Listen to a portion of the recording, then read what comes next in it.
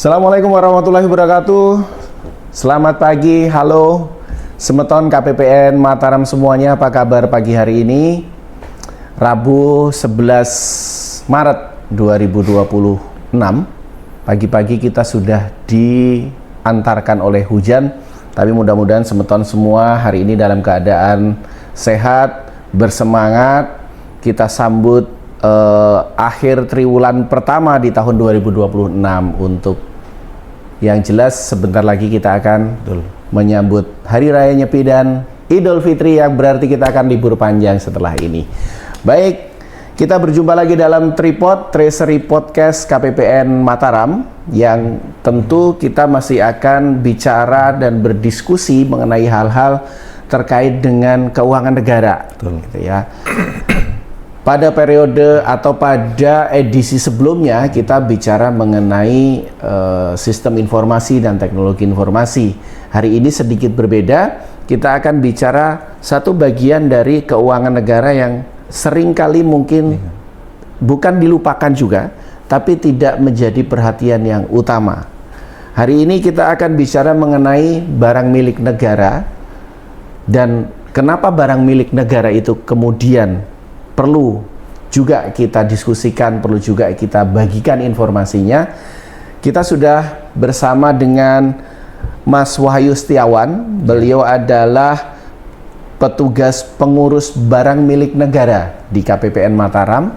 Terima kasih Mas Wahyu sudah bergabung pagi hari ini. Baik, Pak. Kita akan membahas mengenai BMN. Apa kabar Mas Wahyu? Alhamdulillah sehat Pak Bambang pada pagi hari ini. Hari ini sahur atau sarapan? Alhamdulillah sahur. Alhamdulillah sahur gitu ya. Baik. Mudah-mudahan hari-hari terakhir bekerja di bulan Ramadan, karena pekan depan setengahnya kita sudah akan libur. Benar. Mas Wahyu, kita akan bicara mengenai BMN gitu ya. Ketika kita bicara mengenai BMN, mungkin sedikit banyak kita akan bertanya apa hubungannya BMN dengan keuangan negara, itu kan ya. Kalau kita merujuk kepada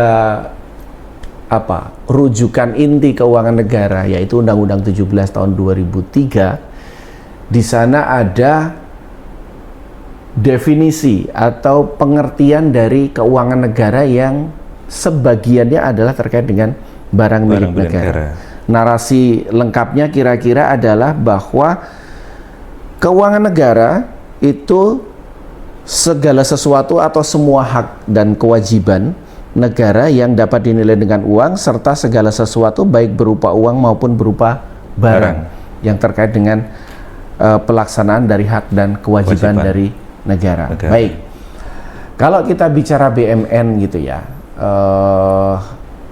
mungkin secara sederhananya orang akan bicara berarti adalah barang-barang yang kita miliki, tapi dalam konteks ini tentu konteks barang yang dimiliki oleh negara gitu kan.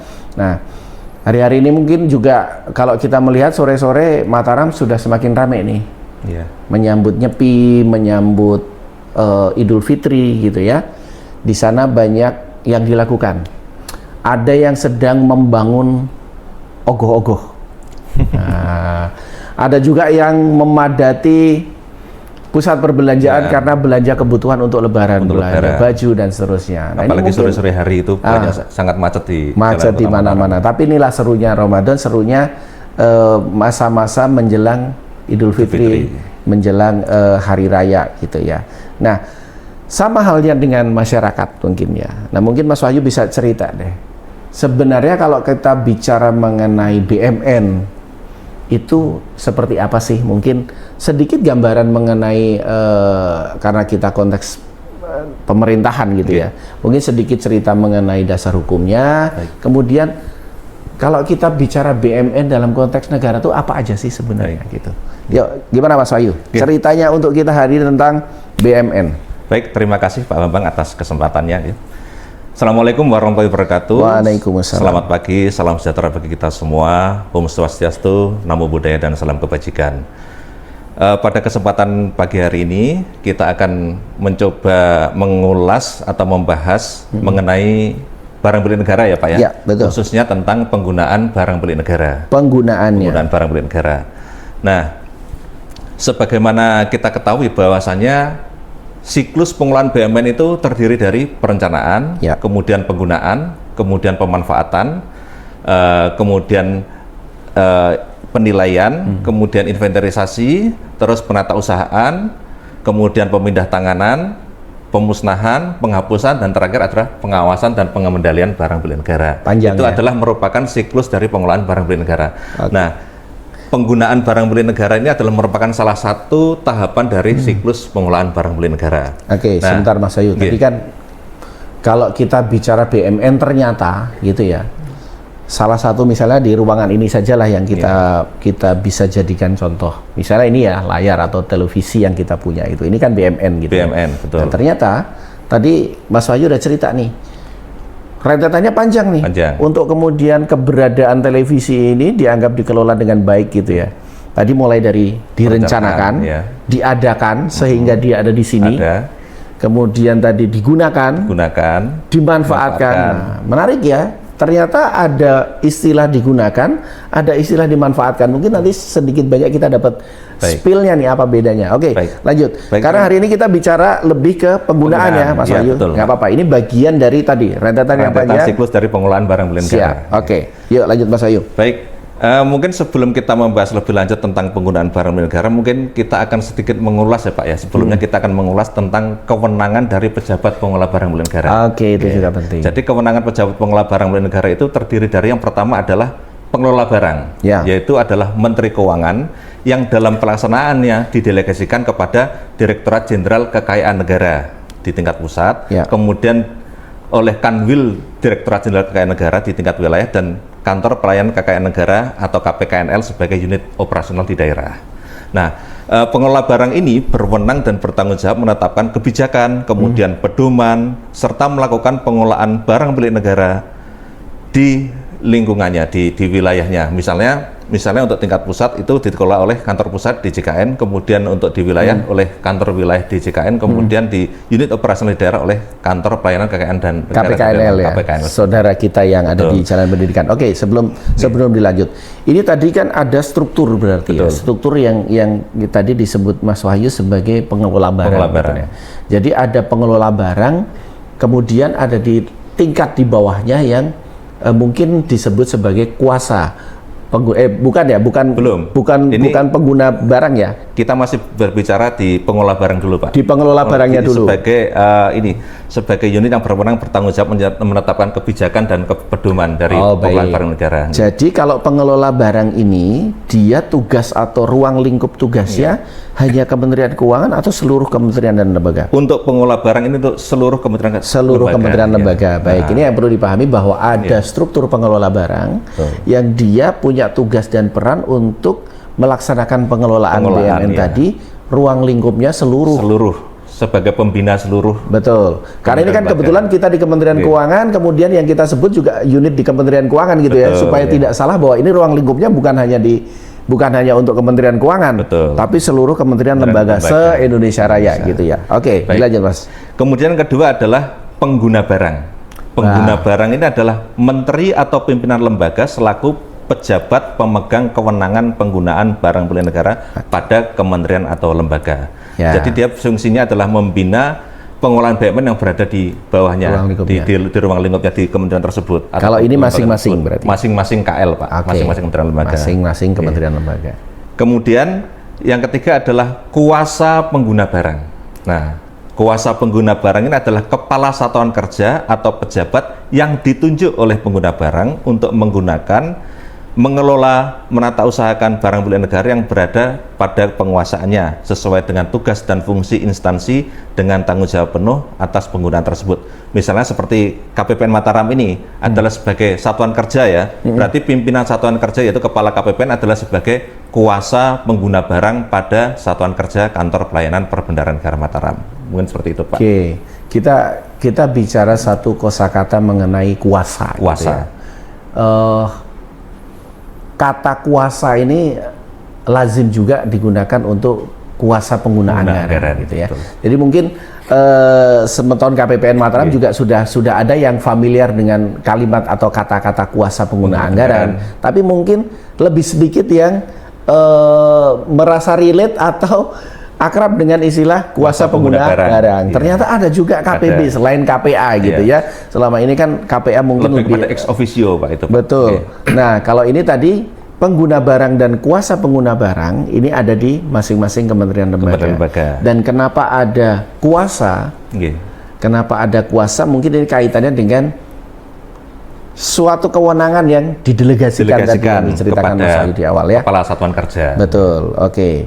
Baik, ini kita sambil belajar struktur ininya ya, struktur pengelolaannya, siapa yang memiliki kewenangan dan seterusnya. Pengelolaan, penggunaan dan kuasa penggunaannya. Oke. Terus kemudian apalagi yang bisa diceritakan Mas Wahyu terkait dengan sebelum kemudian nanti kita bicara lebih detail dan teknis ke penggunaan barang.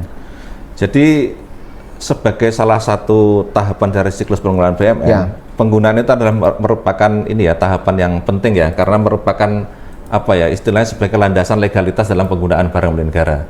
Dimana kalau boleh saya sebutkan dasar hukumnya adalah yang pertama, dasar hukum dari penggunaan barang milik negara itu adalah yang jelas nomor 1 adalah paket dari Undang-Undang Keuangan Negara Pak ya, nomor 7, yaitu Undang-Undang nomor 17 tahun 2003 tentang keuangan negara, kemudian Undang-Undang nomor 1 tahun 2004 tentang perbendaharaan negara, kemudian aturan turunannya ada peraturan pemerintah nomor 27 tahun 2014 tentang pengelolaan barang milik negara atau daerah, yang kemudian ada perubahan ya atas peraturan peraturan pemerintah nomor 27 tahun 2014, yaitu peraturan pemerintah nomor 28 tahun 2020. Kemudian aturan turunannya lagi ada peraturan Menteri Keuangan nomor 246/PMK/2014 tentang tata cara pelaksanaan penggunaan barang milik negara.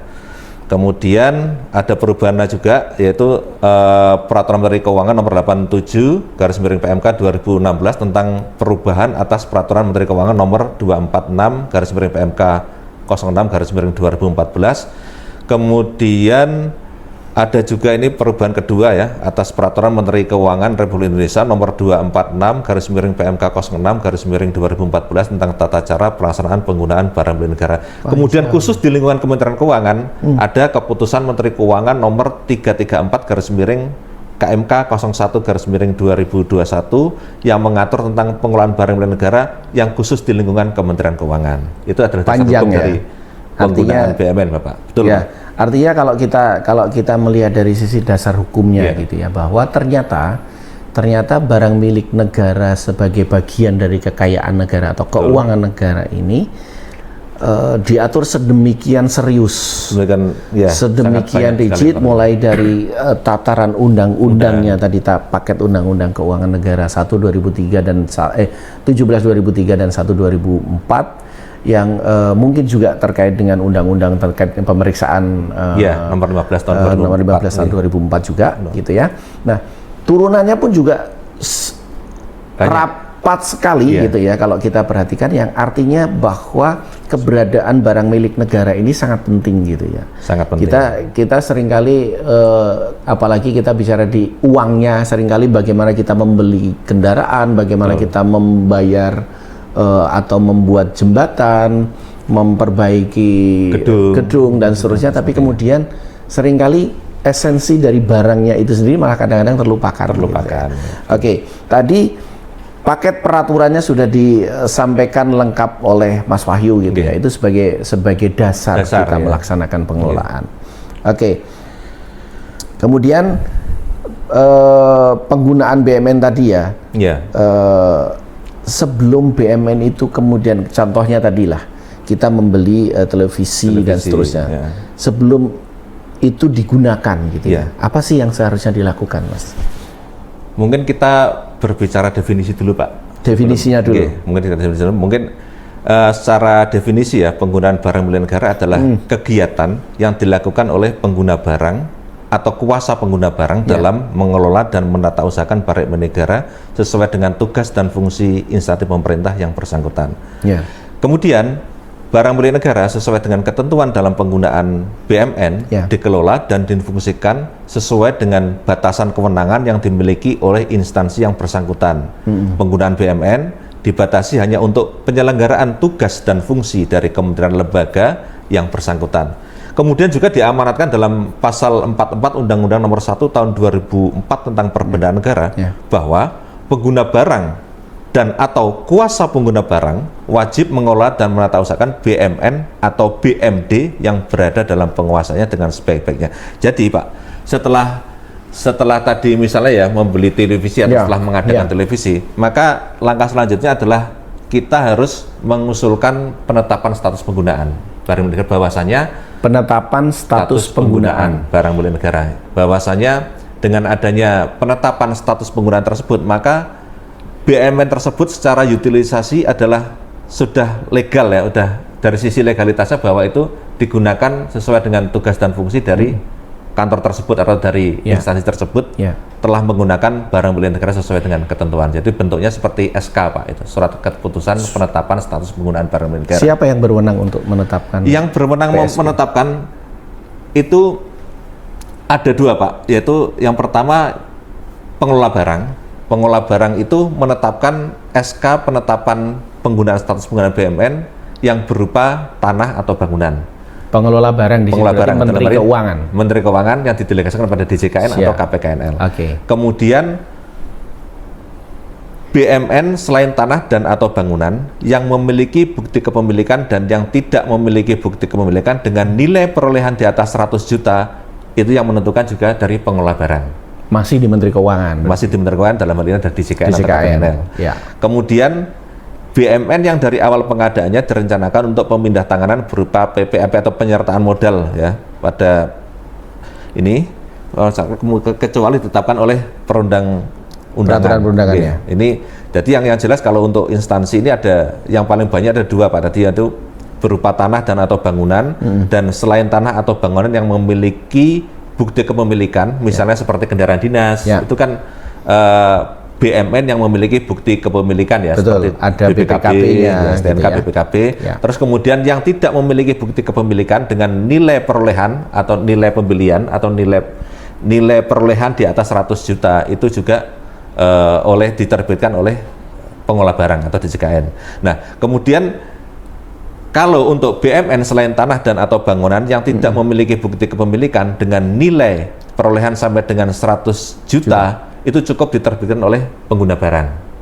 Dalam hal ini kalau misalnya Menteri KL biasanya oleh Sekretaris Jenderal ya, tapi dengan adanya pendelegasian kewenangan ada di beberapa kementerian, contohnya seperti di Kementerian Keuangan, ini untuk BMN selain tanah dan atau bangunan yang tidak memiliki bukti kepemilikan dengan nilai perolehan sampai 100 juta, itu cukup diterbitkan oleh Sekretaris Unit Eselon 1 atau Sekretaris Direktorat Jenderal. Ini ada semacam pembagian tugas gitu ya. Artinya ada batasan-batasan yang memang ini harus ditetapkan oleh pengelola barang dalam hal ini Menteri Keuangan yang tadi didelegasikan ke Direktorat Jenderal Kekayaan Negara di satu batasan tertentu tadi. Tanah, kemudian bangunan atau BMN yang memiliki dokumen kepemilikan sampai di atas 100 juta. Tapi kemudian ada juga BMN yang keputusan mengenai status penggunaannya, penetapan status penggunaannya itu cukup ditetapkan di lingkungan pengguna barang. Dalam ini berarti menteri atau pimpinan lembaga. Itu pun juga masih mungkin untuk dilakukan pendelegasian secara teknis. Artinya berarti selain tadi aturan-aturan yang mengatur secara keseluruhan kementerian lembaga, masing-masing kementerian lembaga juga bisa nih mengatur di lingkungannya sendiri berarti. Siapa yang kemudian akan diberikan kewenangan atau pelimpahan kewenangan atau delegasi kewenangan tadi untuk menetapkan status penggunaan barang. Baik. Tadi sudah disebutkan juga nih mengenai penggunaan BMN ini untuk apa sih, untuk hal seperti apa gitu ya. Tentu kan ini ada batasan-batasan, sama halnya dengan kalau kita punya barang itu kan nggak semua orang, saya punya handphone tapi nggak mungkin dong semua orang bisa menggunakan ponsel saya misalnya seperti itu. Seperti apa ruang lingkup penggunaan itu Mas Wahyu? Ruang lingkup penggunaan BUMN secara ini ya, secara kalau prinsip secara umum, Ya.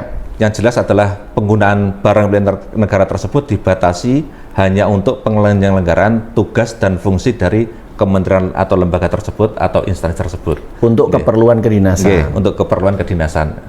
Itu adalah prinsip pertama. Yang Ya. kedua, pengguna barang atau KL Ya. atau instansi setempat wajib menyerahkan BUMN berupa tanah dan atau bangunan yang tidak digunakan dalam penyelenggaraan tugas dan fungsinya kepada pengelola barang. Ini adalah khusus untuk BUMN idle. BUMN idle itu misalnya BUMN yang mungkin tidak digunakan atau yang BUMN yang menganggur. Misalnya salah satu kantor ya atau instansi atau satker memiliki tanah yang menganggur yang tidak digunakan. Oke. Dalam tempat penyelenggaraan distribusi itu wajib diserahkan kepada pengelola barang atau pada DJKN Menteri atau Keuangan KPKNL. dalam hal ini ya.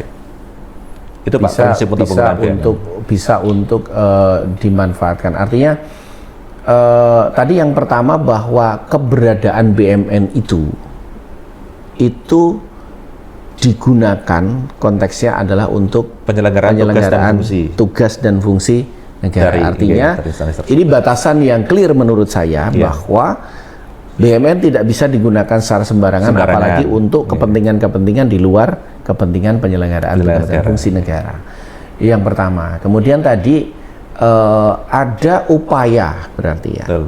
Tadi misalnya ketika memang ada BUMN yang dia idle, mungkin ada tanah yang tidak atau belum digunakan, tanah atau rumah dinas misalnya yang menganggur, atau bangunan yang tidak digunakan, ini sekarang bisa ya diserahkan kepada pengelola barang untuk kemudian nanti dioptimalkan kepada satker lain atau dari KL lain. Gitu. Baik, ini mungkin kaitannya supaya kemudian optimal penggunaan barang milik negara, dan mungkin ini sangat-sangat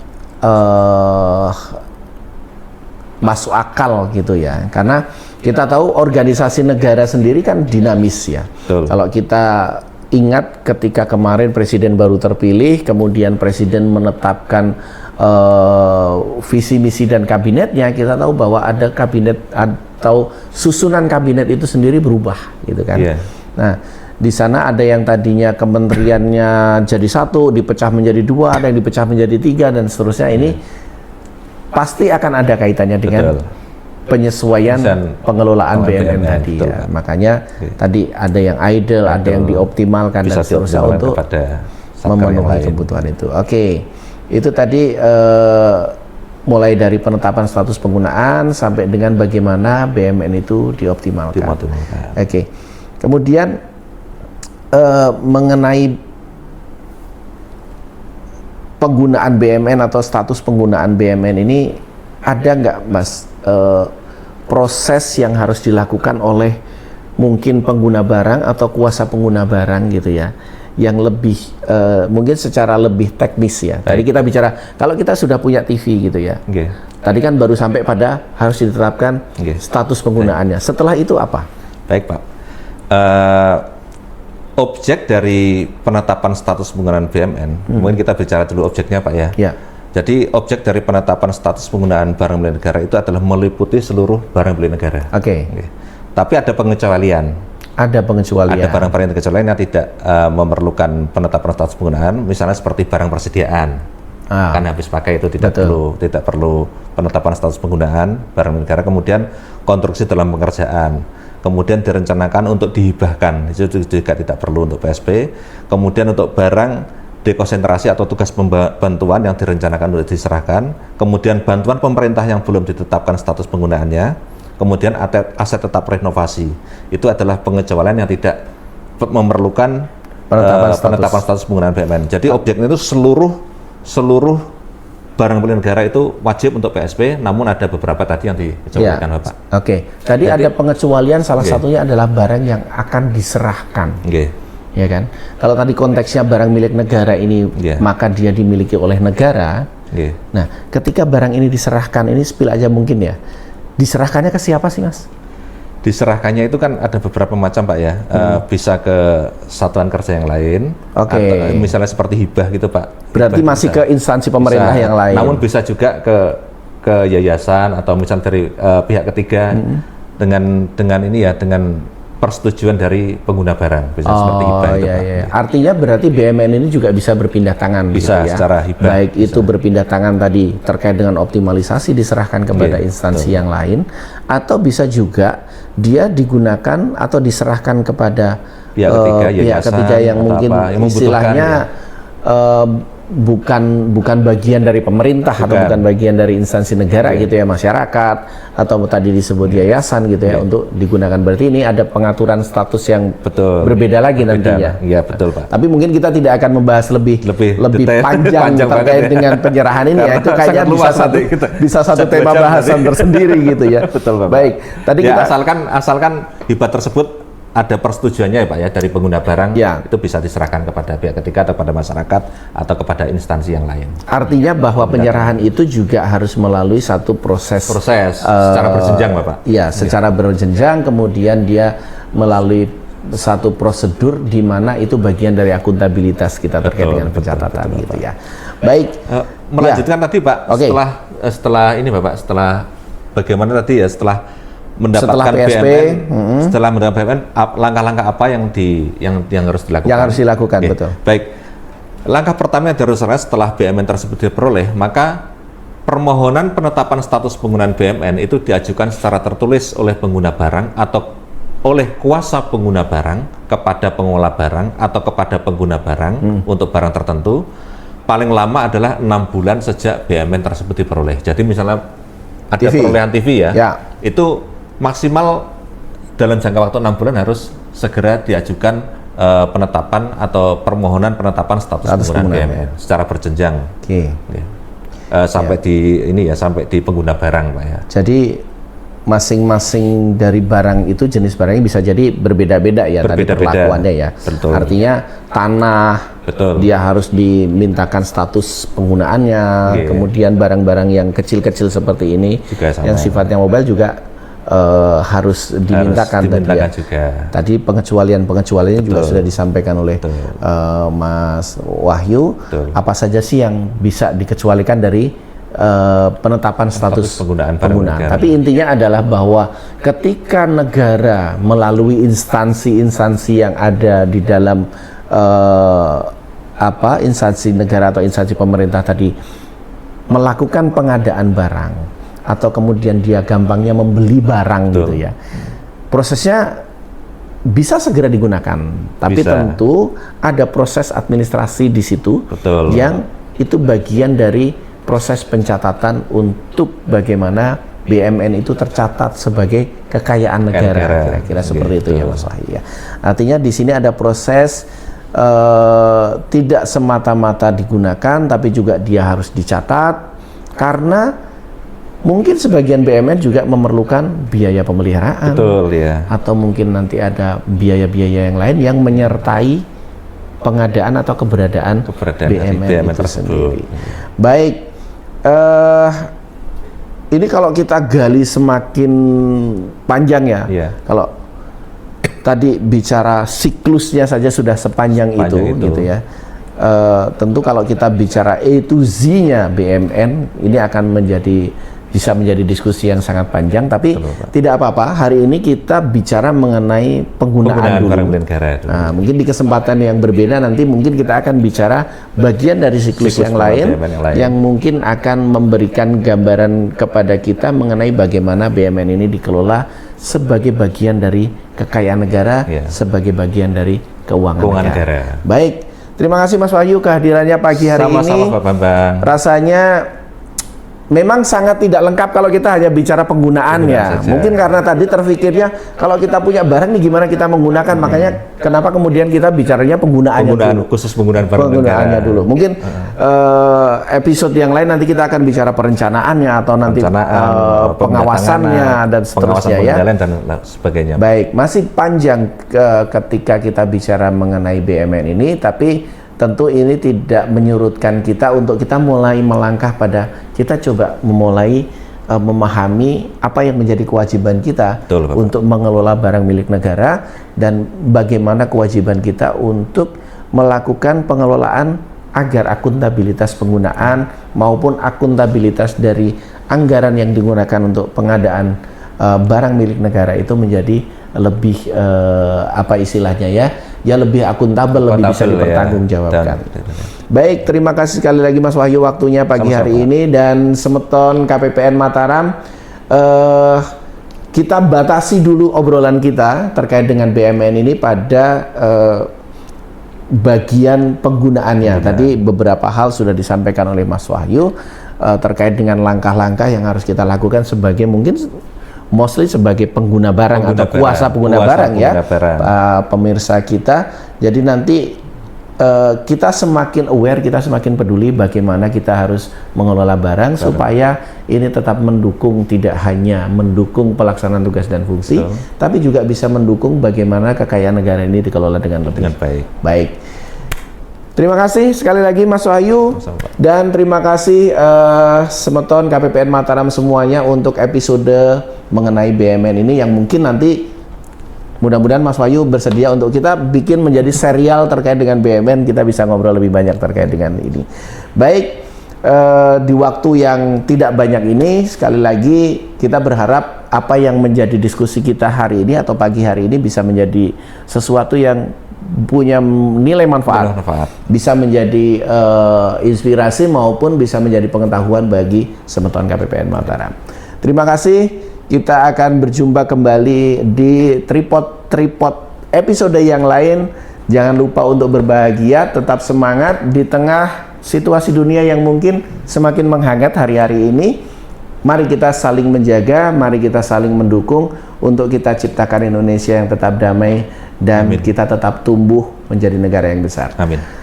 Kita berjumpa lagi. Assalamualaikum warahmatullahi wabarakatuh. Selamat pagi dan terima kasih.